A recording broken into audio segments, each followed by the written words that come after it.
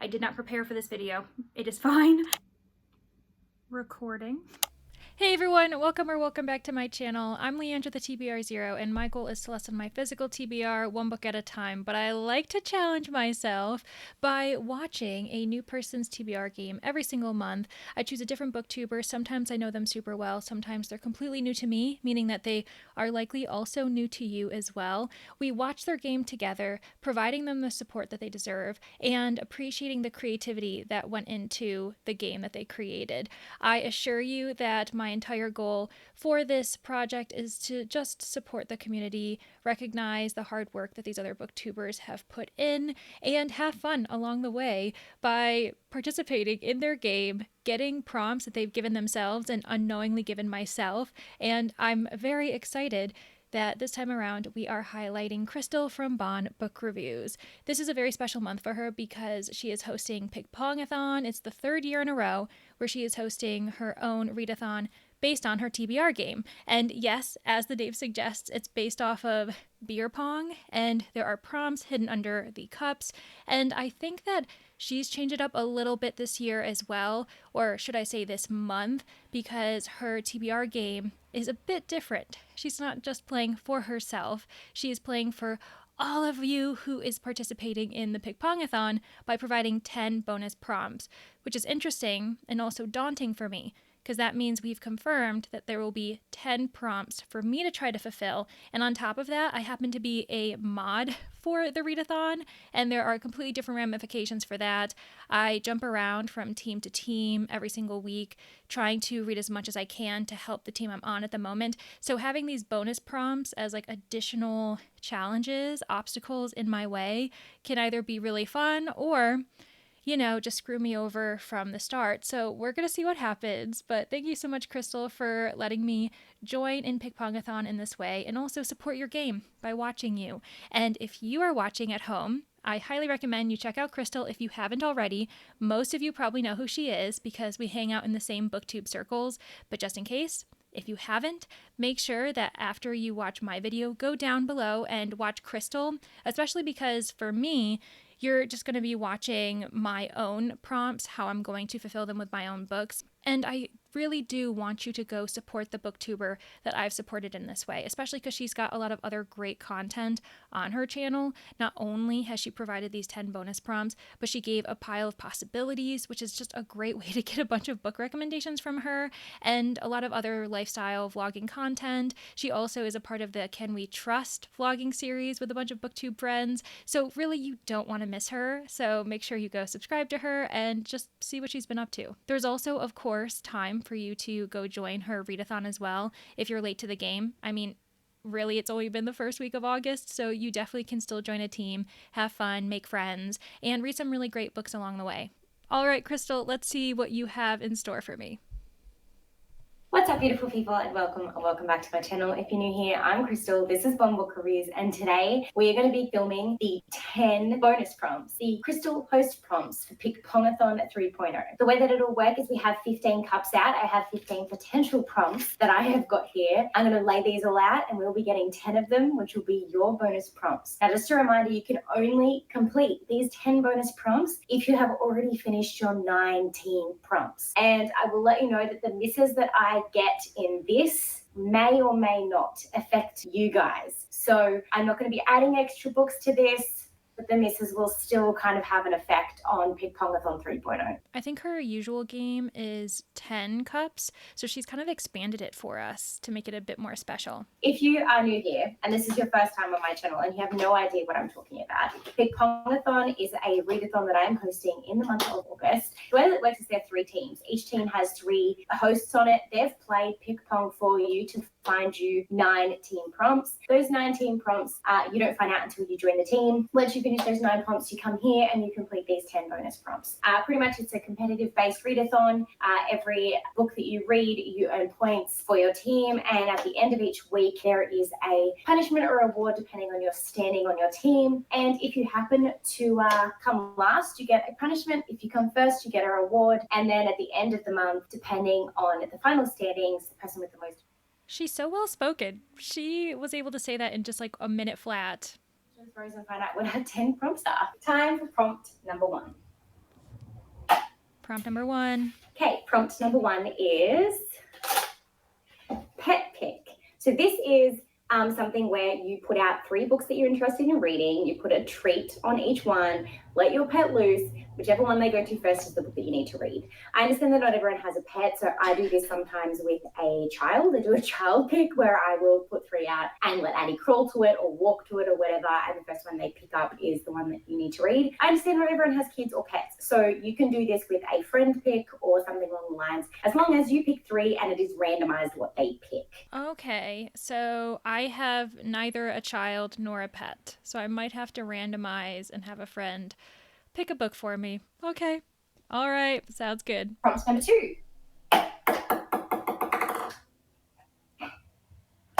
Okay, that was a third throw, but second. Okay, prompt number 2 is map. So anything that has a map in it, any book that has a map in it. Okay. Prompt number 3. I actually realized I should write this down. I have a notebook just in case. Because I have definitely been in the issue where I will watch, record, and then when I'm picking books, I'll realize, wait, what were the prompts I was given? So prompt number 1 was pet pick. Prompt number 2 was map. And that's actually really good, I think, because I think I have some fantasy that I have to read, and a lot of times fantasy has maps, or a mystery a lot of times does like blueprints, and I would count that as a map because no one thinks about the blueprints, but they are a diagram showing you what rooms are in what home and that kind of thing. So I think I'm going to count that.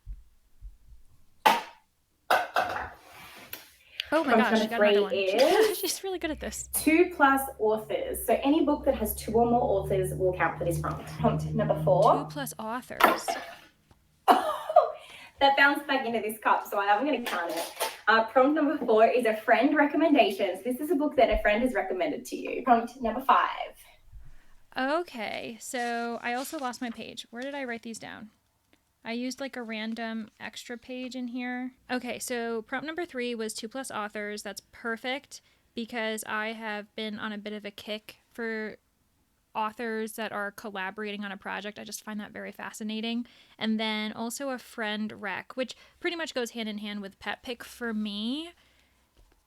But I also have a bunch of other recs on my shelf that don't have to be randomized, so I think I'll just keep those separate.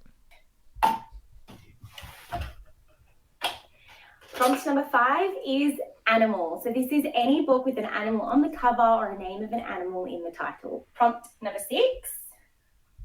Ooh, okay. Animal. Also, something I really like to see in books. I love animal characters, so this is working out. Good job. Okay, prompt number 6 is odd page number. So any book with an odd number of pages. Okay, that's prompt really number easy. 7, I think, is highest rated. So this is the highest rated on Goodreads or Storygraph from your entire owned TBR. If you don't have your entire owned TBR categorized on something like that, then I want you to pick 10 books, 5 you want to read and 5 you don't, and whichever one is the highest rated. Whoa, I like the idea of that. So obviously there's the simple check Goodreads, see what's going on. I have always been meaning to log all of the books I own on Storygraph and Goodreads just to have a digital file of it. I haven't gotten to that yet.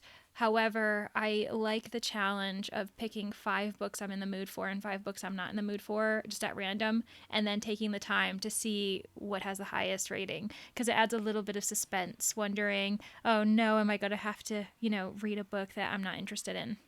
I might do that one just because it sounds more fun. Prompt number 8. We're already at 8.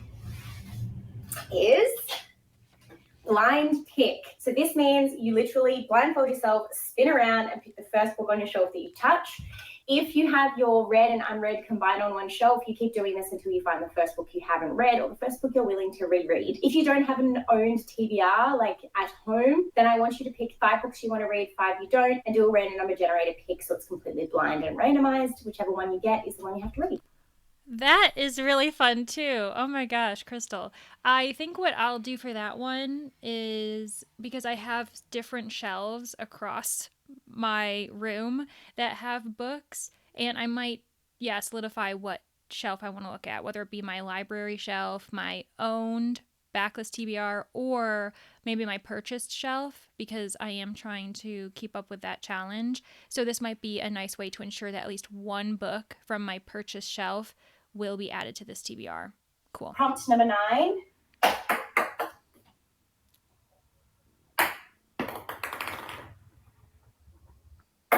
It gets harder because we've got little islands.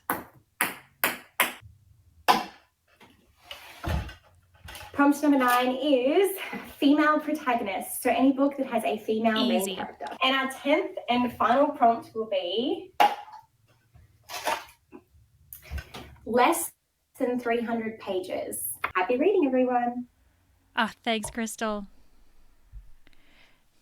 Make sure you subscribe. Go check out Krystal. As you can see, she has put so much work into this readathon, but also her TBR game. And this is definitely not the type of situation you'll see every single month when she's doing it, but it's a good taste test for what kind of TBR game she gives herself every single month. I'll make sure to also have July's TBR game down below too, in case you want to see how it actually works for her when she's playing it by herself, because it's a lot more complicated and the number of misses provides penalties for herself. So I definitely recommend that you check it out because this one was the very simplified beginner version, which I really appreciated. And now I've got to figure out what my 10 books are going to be. I've already started the month of reading out, so I will see if any books I've already finished actually fulfill these prompts just to lessen my load a little bit. But for now, I'm excited. There are quite a few interactive ones that I'm going to have to figure out. Pet pick, friend recommendation, the highest rated, the blind pick. Literally 4 out of the 10, I have to act in some way to get my book. And that's really fun because we don't get that very often. So yeah, without further ado, let's stop here. I'll see you guys in a second to showcase the books I ended up picking for this. Thanks so much, Krystal, for letting me be a part of it because this is really exciting. It is one day later, and I have every single book I'm hoping to read in honor of Krystal's TBR game, but also Pick-Pongathon 3.0. The first prompt I had was a pet pick, and because I don't have a pet, nor do I have a child, I had to rely on a friend to randomly pick a book for me. I gave her 3 options. All of them are for a specific logging project. They're all priority reads. I just don't know which one to read first. And that was Danny from Danny Dabbles. She hasn't gotten back to me because I just sent her the message an hour ago. I did not prepare for this video. It is fine. She will eventually get back to me, but I thought that in the meantime, I could just show you the 3 titles I offered her, and we'll find out eventually which one she's chosen. So the first one I offered was Maggie Thrash's Rainbow Black. This is a debut thriller that focuses on the Satanic Panic in the 1990s. I know that the author is queer, so I'm assuming there will be themes about queer people living in the 90s, dealing with extreme religious fear, extreme religious fervor, especially because we tend to attack minorities, especially those who are queer, when it comes to that being the soup of the day. I also gave her Who to Believe by Edwin Hill. This is another debut book that is by a queer author. Because it has more of a classic setting for thrillers, being a neighborhood setting, I think we're going to get some suburbia references, some neighborly disputes, secrets behind white picket fences, and I am very much looking forward to that. And then the third option I gave Danny was When She Was Me by Marlee Bush. This one is set at a campground, so I'm assuming an off-the-grid setting will cause some shady characters to come out of the woodwork, people running from the law, people running from media attention. There is also a possible cold case involved because it follows 2 sisters and they have some type of secret from their past as well. So all 3 of these do sound really interesting, and I just don't know which one I'm going to read. So Danny, the choice is yours. After Pet Pick, we received a map, and that one I definitely cheated on twice. One of the ways I cheated was I'm carrying over a current read from July. I got about halfway through this book, didn't get to finish it, and I am prioritizing finishing it this month in August, and that is Escape Velocity by Victor Manibo. This is by a queer Filipino author, and it's set in this sci-fi thriller near future setting on a hotel space station. I am cheating because I'm already currently reading it, but I'm also cheating because the map is kind of hidden. It's inside the inner flaps, but it is a map of the station itself. So I'm counting it, and I'm very excited because I need to finish this book. Then we got 2 authors, and while I find this to be a really fascinating concept, I realized very quickly that I don't have many options on my shelves, so I had to do some digging. But I ended up finding this little number by Richard and Frances Lockridge. They are a married couple who also wrote a married couple into a detective series called the Mr. and Mrs. North series. I have a couple on my shelves, but I actually haven't read any of them. So this one is Murder is Suggested. It'll be my first experience with them, and I'm really excited because it involves hypnosis and psychology. The tagline is, "He was an expert on hypnosis and dead set to experiment." The murder of wealthy psychology professor Jameson Elwell was as mystifying as his brilliant theories on post-hypnotic suggestion. Had he gone too far? Was one of his willing subjects programmed to kill? Or was it a dear but devious friend who camouflaged the crime? Clearly, his generous will proved a tasty tidbit that somebody wanted now. So this does look really interesting, and I'm hoping there'll be some humor just because we've got the very lovely depiction of the couple themselves, and they look like they know how to have a good time. Prompt number 4 was a friend recommendation, and I am going to be reading The 7-Year Slip. You can already see that I have started it, and I am doing this for a secret project, but I can confirm it was recommended by a friend within that project. I just don't know who yet. And that's all I can tell you. Beyond the fact that this is obviously a contemporary romance, it is dealing with some magical realism. It's depicted as like paranormal, or I should say it's labeled as paranormal on Goodreads, which might be pushing it a little bit too far, but basically there is this apartment and it tends to slip time by 7 years. So either going 7 years into the future or 7 years into the past. And our main character, Clementine, is currently dealing with that, while she's also dealing with the grief of losing her aunt, who she loved dearly and now doesn't really know how to move forward, especially now that she's living in that apartment. Then we got animal as a prompt, so an animal character, and I knew right away what to pick, and that was A Cat from Our World and The Forgotten Witch. This is volume 2 in a manga series that I started during Amazing Readathon, and this is also from my purchased shelf. So I'm very excited to be able to prioritize that. It'll be a quick read, so a very easy prompt to complete, probably in the first couple weeks of the month. Next is a heftier detective fiction novel, an author that I've read only once before and I did enjoy, but I have really been neglecting in recent years, and that is Dorothy L. Sayers' Gaudy Night. I have to read this for the She Done It book club because it is our book club pick for September, and in anticipation of that, I have to read it in August. And it is a chunker. For detective fiction, you don't usually see books this big, and this is over 400 pages, so I'm gonna have to start early, take my time with it, take notes, and it is fulfilling the odd number of pages prompt. Then we ended up getting highest rating prompt. So I ended up grabbing 10 titles from my kind of priority reads, books I want to focus on, either for projects, either because the library is wanting it back soon, or because it's from my purchase shelf. And the book that ended up winning it, and I think it had a 4.55 star rating on Goodreads, was Toilet Bound Hanako-kun Volume 4.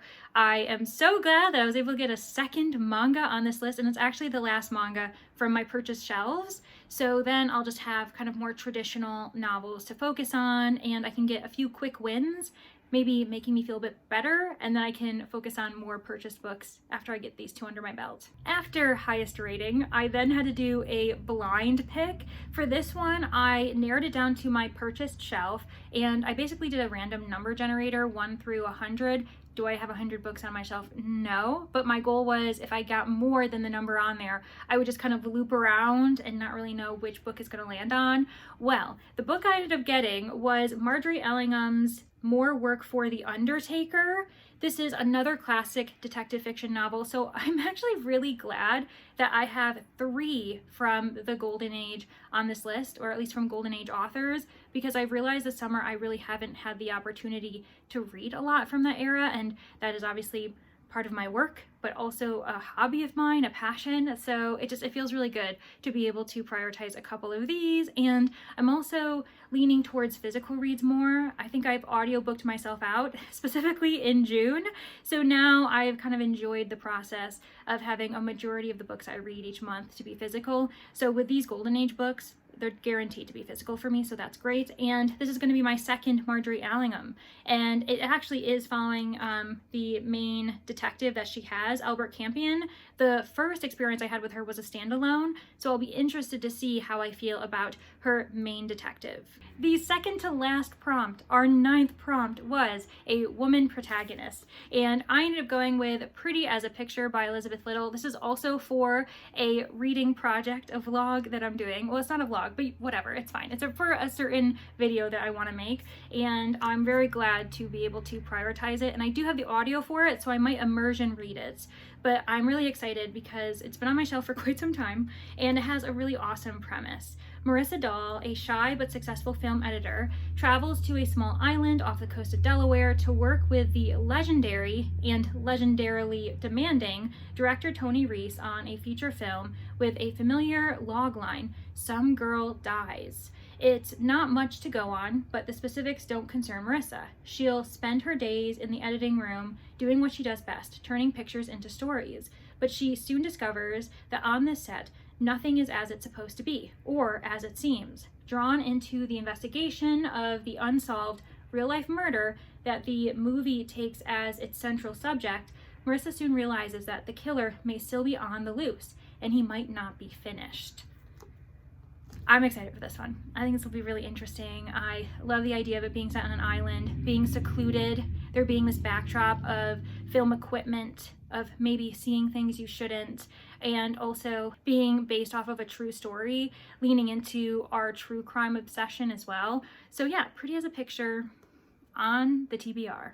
And finally, a book that is less than 300 pages. I love it. It was harder than I expected to pick a book because I have a lot on my shelves that fit it, but I'm going with Chuck Tingle's Bury Your Gaze. This is also for a reading project, so I do need to prioritize it sooner rather than later, and I'm really excited because it'll be my first experience with Tingle's work. I know that Camp Damascus is also well loved in the booktube community, but I never got a chance to read it, so I'm very excited to finally try the newest book from Chuck Tingle, and yeah, hopefully it'll be fun for me. I am a sucker for Hollywood settings, I'm not gonna lie. It's kind of been my thing in the last year. All right, those are my 10 books, one of them to be chosen, and I am actually really excited for this month of reading. I have a lot of projects in the works, and this list is really going to help me make progress on that. So thank you so much, Krystal, for providing me with a very fun game, a big challenge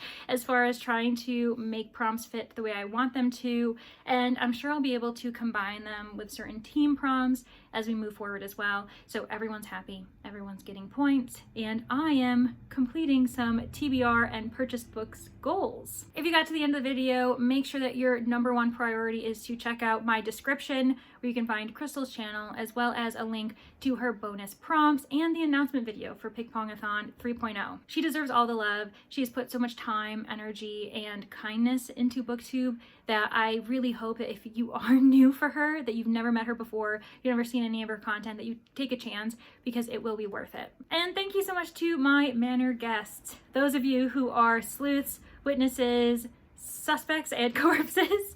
I really do appreciate you all so much, and I hope to see everyone in the next one. Bye!